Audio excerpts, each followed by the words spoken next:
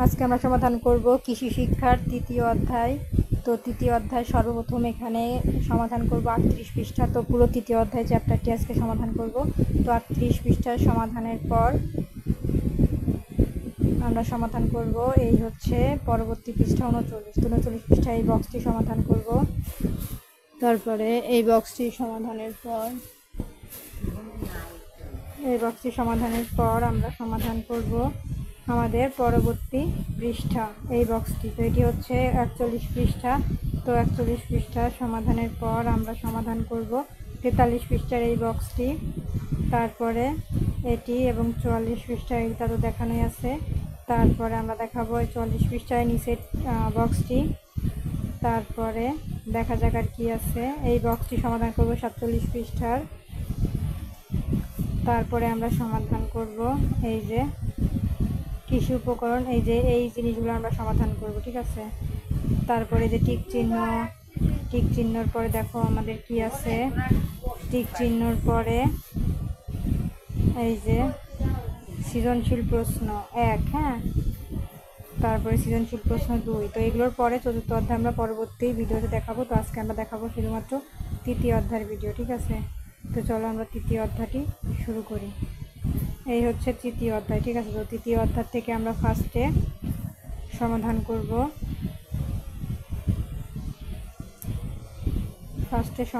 করব এই বক্সটি। তো দেখো এখানে কি বলা আছে। এই যে দেখো এখানে বলা আছে কাজ। তো এখানে আছে পাঠ মূল্যায়নের জন্য শিক্ষক শিক্ষার্থীদের নিচের প্রশ্নগুলো দলীয়ভাবে সমাধান করতে দলীয় কাজ দেবেন এবং কাজ শেষে দলনেতার মাধ্যমে উপস্থাপন করবে। একে বলেছে দেখো কোন ধরনের মাটি বীজতলার জন্য উত্তম। 2 বলেছে বীজতলার স্থান নির্বাচন করতে হলে কোন বিষয়গুলোর প্রতি বেশি দৃষ্টি দিতে হবে। তারপর 3 বলেছে চারা উৎপাদনের ক্ষেত্রে জায়গার পরিমাণ কিভাবে নির্ধারণ করতে হবে। 4 বলেছে বীজতলায় বেড়া দেওয়ার প্রয়োজন কেন। 5 বলেছে বীজতলায় স্থাপনের সবচেয়ে গুরুত্বপূর্ণ কাজ কী। তো চলো আমরা উত্তরটি দেখে নিই। তো আমরা আমাদের উত্তরে চলে এসেছি। এই যে দেখো কোন ধরনের মাটি বীজতলার জন্য উত্তম। তো উত্তর হবে দোআঁশ মাটি বীজতলার জন্য উত্তম। এই ধরনের মাটি পানি ধরে রাখতে পারে এবং চারা গাছের সঠিক বৃদ্ধির জন্য প্রয়োজনীয় পুষ্টি সরবরাহ করে। 2 বীজতলার স্থান নির্বাচন করতে হলে কোন বিষয়গুলোর প্রতি দৃষ্টি বেশি দিতে হবে। বীজতলার স্থান নির্বাচনের ক্ষেত্রে নিম্নলিখিত বিষয়গুলোর প্রতি বেশি দৃষ্টি দিতে হবে। সূর্যালোক, পর্যাপ্ত সূর্যালোক পায় এমন স্থান নির্বাচন করতে হবে। পানি নিষ্কাশন, ভালো পানি নিষ্কাশনের ব্যবস্থা আছে এমন উঁচু স্থান নির্বাচন করতে হবে। সংক্রমণ থেকে রক্ষা, ছাগল ভেড়া ও গরু বাছুরের আক্রমণ থেকে রক্ষার জন্য বেড়া দেওয়ার সুবিধা থাকতে হবে। সেচের সুবিধা সেচের জন্য পানি এর উৎসের কাছাকাছি যেতে হবে। তারপরে আমরা চলে আসলাম 3 নম্বরের সমাধানে।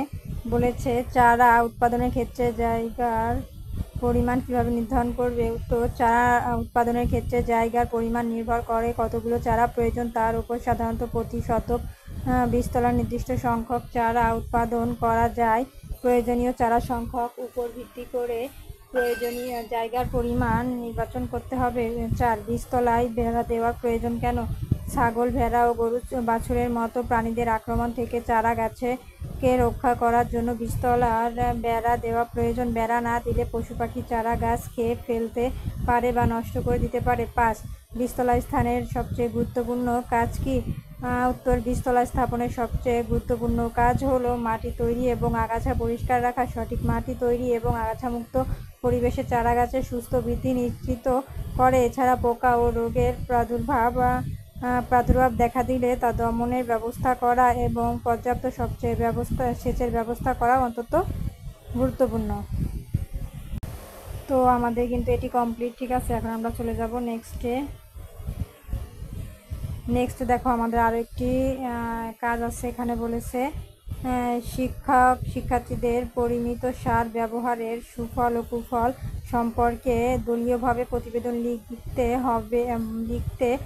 বলবেন। শিক্ষক প্রতিবেদনগুলো সংগ্রহ ও মূল্যায়ন করবেন। তো চলো আমরা উত্তরটি দেখে নিই। তো দেখো এখানে কি বলা হয়েছে। এখানে বলা হয়েছে প্রশ্নটি এবং ব্যাখ্যা। শিক্ষকের ভূমিকা। শিক্ষক শিক্ষার্থীদের একটি দলীয় কাজ দেবেন, মানে শিক্ষক তোমাদের শিক্ষার্থীদের কিন্তু একটি দলীয় কাজ দেবেন, যেখানে তাদের পরিমিত সার ব্যবহারের সুবিধা, সুফল এবং অসুবিধা, কুফল নিয়ে একটি প্রতিবেদন তৈরি করতে হবে। মানে সে যা যা বলবে সেগুলো তোমরা খাতায় লিখবে। শিক্ষার্থীদের কাজ, শিক্ষার্থীরা দলগতভাবে এই বিষয়টি গবেষণা করে একটি প্রতিবেদন লিখবে, মানে দলগতভাবে এটি বিষয়ে আলোচনা করে একটি প্রতিবেদন লিখবে। প্রতিবেদনের সংগ্রহ ও মূল্যায়ন, শিক্ষক শিক্ষার্থীদের তৈরি করা প্রতিবেদনগুলো সংগ্রহ করবেন এবং সেগুলো মূল্যায়ন করবেন। ঠিক আছে, তো এগুলো তোমরা শিক্ষার্থীরা করে দেবে, এগুলোর উত্তর নেই। তো আমরা আমাদের হোম পেজে চলে যাব। তো আমাদের এই পেজও কমপ্লিট। এখন আমরা চলে যাব আমাদের নেক্সটে।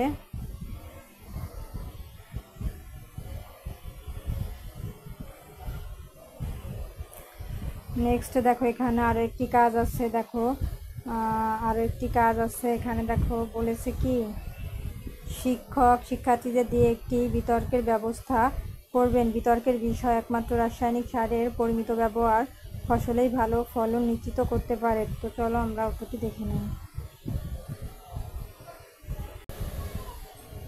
তো উত্তর হ্যাঁ, রাসায়নিক সারের সঠিক এবং পরিমিত ব্যবহারের ফলে ফসলের ভালো ফলন দিতে পারে, তবে এর অতিরিক্ত ব্যবহার মাটি ও পরিবেশের জন্য ক্ষতিকর হতে পারে।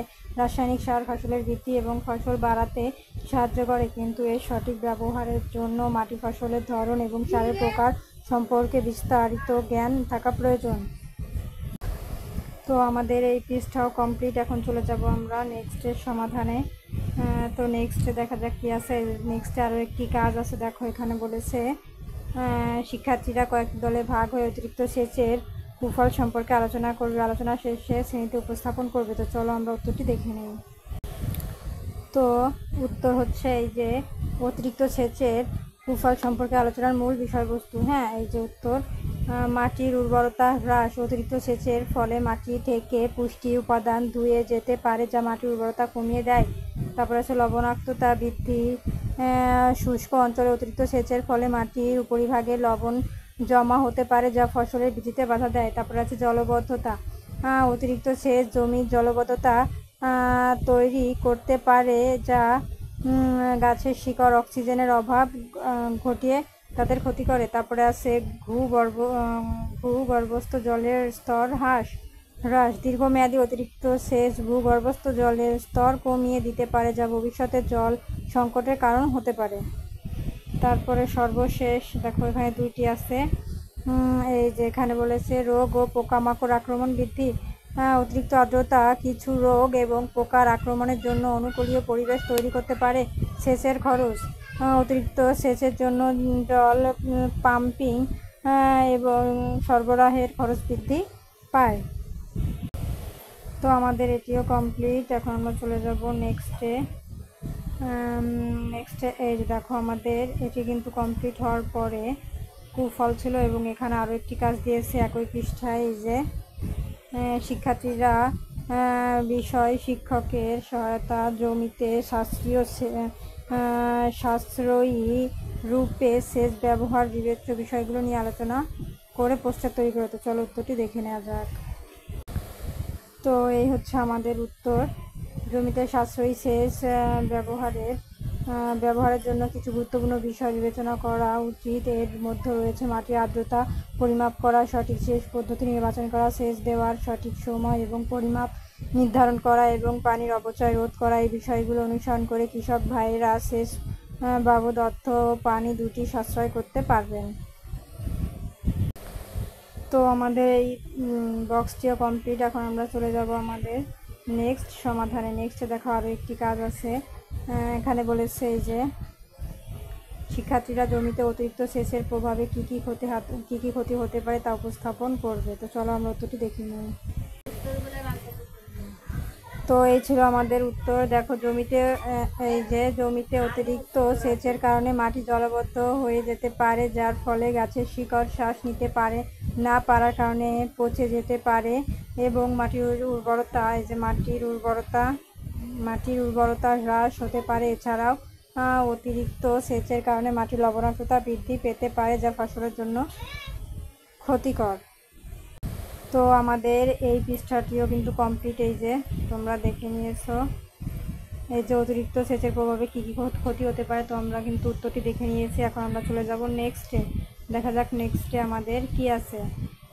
এই যে নেক্সটে দেখো আরও একটি আমাদের বক্স দিয়ে দিয়েছে। এখানে বলেছে শিক্ষার্থীরা উন্নত ও সুস্থ বীজ ও নির্বাচন সংগ্রহ ও সংরক্ষণ সম্পর্কে দলবদ্ধভাবে আলোচনা করে পোস্টার পেপারে লিখে উপস্থাপন করো। তো চলো আমরা উত্তরটি দেখে নিই। তো চলো উত্তরটি হচ্ছে, এটাই আমি মুখে বলে দিই। দেখো এখানে বলেছে শিক্ষার্থীরা উন্নত ও সুস্থ বীজ নির্বাচন ও সংগ্রহ ও সংরক্ষণ সম্পর্কে দলগতভাবে আলোচনা করবা। তো এটা কোনো উত্তর নয়, তোমরা দলগতভাবেও আলোচনা করবা যে সুস্থ বীজ নির্বাচন ও সংরক্ষণে কি কি করা যায় সে বিষয়ে নিজেরাই আলোচনা করে পোস্টারটা নিয়ে উপস্থাপন করবা, এটাই বলে দিয়েছে। ঠিক আছে, তো চলো আমরা নেক্সটে চলে যাই। নেক্সটে কি আছে,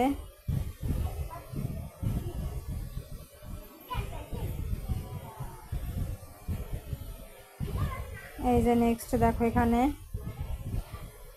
আমাদের কি আছে, আমাদের এখানে কিছু টিক চিহ্ন আছে, এই যে 1 থেকে 4টি। তো চলো আমরা উত্তরটি দেখে নিই। তো উত্তরটি হলো, দেখো একে বলেছে সাধারণত ফল বাগানে কোন ধরনের সেচ পদ্ধতি ব্যবহার করা হয়। তো সঠিক উত্তর কি হবে, ঘ ড্রিপ বেসিস। এই যে ঘ নাম্বার ডিপ, আবার দিয়ে দিই ভালো করে, এই যে ঘ ডিপ বেসিন। তারপরে দেখো এখানে 2 নম্বরে বলেছে ধান চাষের সেচের প্রতি সংবেদনশীল পর্যায়। তো সঠিক উত্তর কি হবে, এটিও সঠিক উত্তর হবে ঘ, মানে 3টি হবে। তো চলো আমরা এখানে দেখো 3 নাম্বার এবং 4 নাম্বারে আছে, তো 3 এবং 4-এর উত্তর আমরা দেখে নিই। তো দেখো এখানে কি লেখা আছে, এখানে বলেছে নিচে উদ্দীপকটি পড়ে 3 ও 4-এর আমরা উত্তর দিব। ঠিক আছে, তো দেখো এখানে 3-এ বলেছে তৈরিকৃত বেডের জন্য কত কেজি MOP সার প্রয়োজন। ঠিক আছে, তো সঠিক উত্তর হবে গ 3 কেজি। তারপরে আমরা এখন 4 নাম্বারে চলে যাব। 4 নাম্বারে দেখো এখানে বলেছে বেডের চুন প্রয়োজন কারণ হচ্ছে। তো সঠিক উত্তর কি হবে, নিচের কোনটি সঠিক, নিচের হবে ঘ নাম্বার। তারপরে চলো আমরা এখন নেক্সটে চলে যাই। সৃজনশীল প্রশ্ন 1, দেখো এখানে সৃজনশীল প্রশ্নে বলেছে কি, আমরা এই রিডিংটা পড়ব, এই রিডিংটা পড়ার পরে আমরা এর উত্তরগুলো দিব। 1 2 3 4টি প্রশ্ন। কোন ধরনের মাটিতে ধানের শুকনো বীজতলা তৈরি হয়। চাষ দেওয়ার পর বীজতলা 2 থেকে 4 দিন ফেলে রাখতে হয় কেন, ব্যাখ্যা করতে। চলো আমরা উত্তরগুলো দেখে নিই। তো এই ছিল উত্তর। দেখো ক নাম্বারে বলেছে কোন ধরনের মাটিতে ধানের শুকনো বীজতলা তৈরি হয়। উত্তর হবে উঁচু ও শুকনো জমিতে ধানের শুকনো বীজতলা তৈরি হয়। তারপরে খ নাম্বারে বলেছে চাষ দেওয়ার পর বীজতলা 2 থেকে 4 দিন ফেলে রাখতে হয় কেন, ব্যাখ্যা করো। উত্তর চাষ দেওয়ার পর বীজতলা 2 থেকে 4 দিন ফেলে রাখা হয় যাতে মাটির ঢেলাগুলো ভেঙে যায় এবং মাটি ঝুরঝুরে হয়, এর ফলে বীজ অঙ্কুরোদ্গমের জন্য উপযুক্ত পরিবেশ পায় এবং চারা ভালোভাবে শিকড় বিস্তার করতে পারে। তো গ নাম্বার প্রশ্নে বলেছে রাশেদ মিয়া তার জমিতে কি পরিমাণ ইউরিয়া সার কম ব্যবহার করবেন তা নির্ণয় করো। উত্তর রাশেদ মিয়া 4 হেক্টর জমিতে সবুজ সার ব্যবহার করেছেন এবং ইউরিয়া ব্যবহারে LCC পদ্ধতি অবলম্বন করেন। LCC লেফট কালার চার্ট পদ্ধতি ধানের পাতার রং দেখে ইউরিয়া সার প্রয়োগ করা হয়, যার ফলে প্রয়োজন অনুযায়ী সার ব্যবহার নিশ্চিত হয় এবং অতিরিক্ত প্রয়োগ কমে যায়। সবুজ সার ব্যবহারের কারণে জমির উর্বরতা বৃদ্ধি পায় এবং নাইট্রোজেনের চাহিদা কমে। তার রাশেদ মিয়া প্রচলিত পদ্ধতির তুলনায় প্রয়োজন অনুযায়ী ইউরিয়া সার কম ব্যবহার করবেন, তবে এর সুনির্দিষ্ট পরিমাণ LCC চার্ট অনুযায়ী পাতার রং দেখে নির্ধারণ করতে হবে। তো ঘ নম্বর উত্তর ফসল উৎপাদনের বৃদ্ধিতে মোরশেদের মিয়ার কার্যক্রম মূল্যায়ন করো। ঠিক আছে, উত্তর হবে ফসল উৎপাদনে বৃদ্ধিতে এই যে উৎপাদন বৃদ্ধিতে মোরশেদ